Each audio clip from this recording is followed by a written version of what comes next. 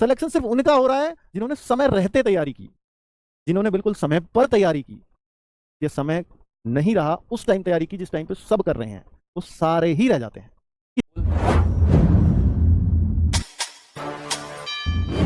और बच्चों यही वो समय है कि जब आप दूसरों से डिफरेंस पैदा कर सकते हैं। क्योंकि देखो अभी हमारे सामने ना, मैं क्यों कह रहा हूँ ये बात, क्योंकि अभी हमारे सामने ऐसा है कि एग्जाम है सर अगस्त में, एग्जाम है सर सितंबर में, जैसे यूपी पुलिस का है तो उसका पता ही नहीं है सर वो कब होगा, है ना। तो ऐसी बहुत सारी चीज़ें सामने आ रही हैं कि सर ये आरपीएफ का भी है तो ये भी नवंबर दिसंबर में जाएगा या अक्टूबर में जाएगा, ऐसा कुछ है।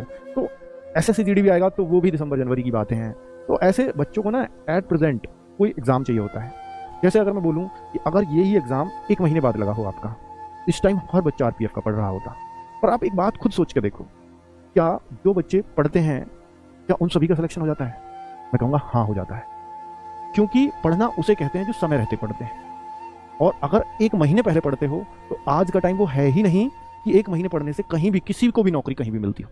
भाई आप ग्रुप डी 4th क्लास पियन के लिए भी अगर कोई सबसे छोटा एग्जाम है, गवर्नमेंट एग्जाम, गवर्नमेंट नौकरी के लिए, आप कोई भी एग्जाम 1 से 1.5 महीने में क्लियर नहीं करते हैं। आप किसी भी एक बच्चे को पूछो जिसका कहीं भी पिछले 1-2-3 साल में सिलेक्शन हुआ हो, पूछ के देखो, क्या कोई भी एक सिंगल बच्चा ऐसा मिलेगा कि मैं लास्ट के 1-2 महीने पढ़ा और उसमें मेरा फाइनल सिलेक्शन हो? नहीं। सब लोग की तैयारियां पुरानी रहती होगी। हर कोई एक लंबे टाइम से तैयारी कर रहा होगा, हर कोई उस समय पढ़ रहा होगा। अगर कोई बहुत जल्दी भी लगाया, मान लीजिए वो 6 महीने में लगाया, 8 महीने में, तो वो 6 महीने 8 महीने की उसकी स्टडी ऐसी रही होगी बिना एक दिन भी स्किप किए हुए, कुछ भी हो जाए मैं रोज तो पढ़ूंगा ही पढ़ूंगा, ऐसी शर्त रहती है उसकी, तब वो उस सिलेक्शन तक पहुंचता है। और आज का समय भी वही है बच्चों, कि अगर आप ये ठान लो कि मैं एक भी दिन बिना स्किप किए हुए पढ़ सकता हूं, एक भी दिन बिना स्किप किए हुए, तो ही आप ये मानो कि आप नौकरी के असली हकदार हैं। और ये क्षमता, क्योंकि देखो कांस्टेबल लेवल में ना जो मैंने फील किया, मैंने सबसे ज्यादा, हमने या इस चैनल ने सबसे ज्यादा इस लेवल के बच्चे को पढ़ाया है।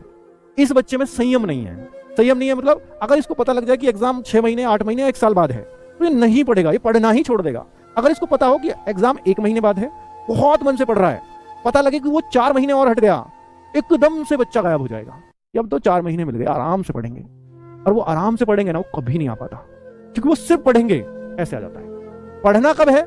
वो फिर वही 1 महीने पहले जगोगे ही तब। और फिर और बच्चों ऑनलाइन में सबसे बड़े नुकसान भी ये हैं कि अगर आपको 5 महीने मिले ना किसी एग्जाम में, तो आपको 4 महीने तो बच्चे को ये लग जा रहे हैं कि मैं किस चैनल से पढ़ाई करूं, इससे करूं या उससे। 4 महीने में तो ये तक तय नहीं कर पा रहा, क्योंकि वो उतना सीरियस है ही नहीं पढ़ने के लिए, इसलिए नहीं तय कर पा रहा। और ऑप्शन बहुत ज्यादा हो गए, कभी उसको जाता हूं, उसका भी समझ में आ जाता है, इससे पढ़ूं या उससे पढ़ूं, फिर कंफ्यूज हो जाता है। और 1 महीने पहले बस जी कोई लगवा दे नौकरी, 1 महीने पहले वो इतना सीरियस होने की कोशिश करता है, या वो इतना सीरियस होता है कि बस मिल जाए नौकरी, भाई कोई कितने घंटे मुझसे पढ़ने कर मैं पढ़ लूंगा, गुरुजी कैसा भी शेड्यूल दे दो मैं बना के मैं पढ़ लूंगा।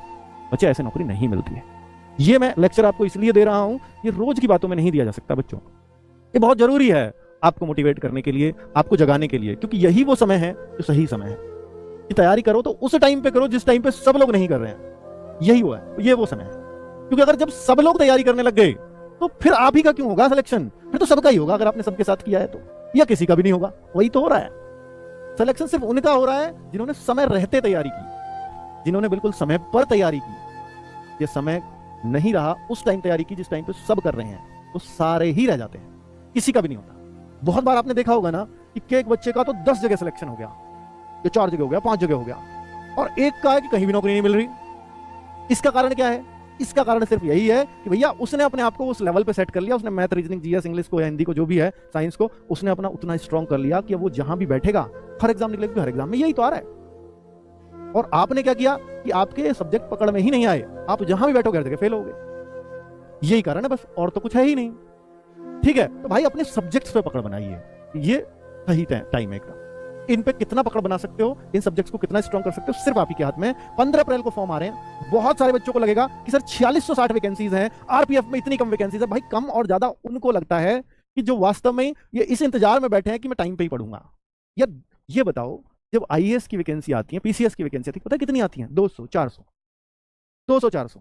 फिर भी, और वो कभी उनको अगर वो गलती से कभी 1000 आ जाए ना, तो भाई कितनी ज्यादा वैकेंसी आई है, अब क्या तो मेरा पक्का हो जाएगा। और उन्हीं का नहीं होता जो 1000 देख के खुश होते हैं, उनका ही नहीं होता कभी।